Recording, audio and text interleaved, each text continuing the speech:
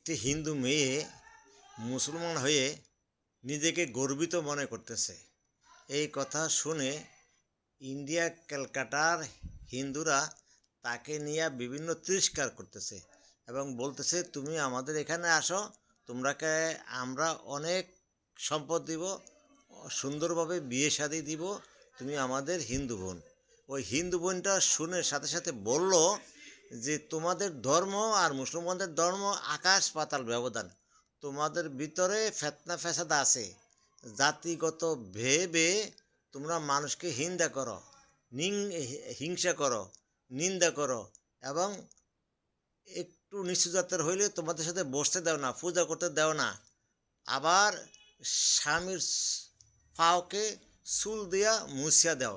আবার হিরিয়া স্বামী মারা গেলে দ্বিতীয় বিয়ে বসতে দাও না।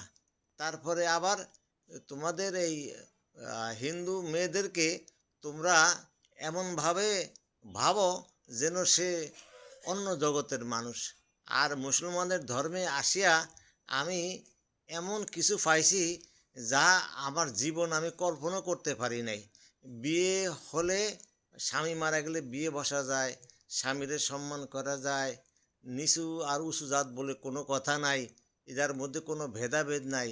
সবাই ধনী গরিব ফকির সবাই একসাথে নামাজ পড়ে, একসাথে ইবাদত করে, একসাথে বসে খানা খায়। তাদের আচরণ দেখে আমি মুগ্ধ হয়ে গেছি। আমার মন চাইছে আমি মুসলিম হই। আল্লাহ আমার মনের বাসনা পূর্ণ করছে। আল্লাহকে আমি অনেক অনেক ধন্যবাদ। আল্লাহ আমার মনের বাসা পুরা কাটে। পুরা জীবন আমি আল্লাহ রাস্তায় কাটিয়ে দিব। চিরজীবন মুসলিমই থাকবো, আর কখনো হিন্দু হব না।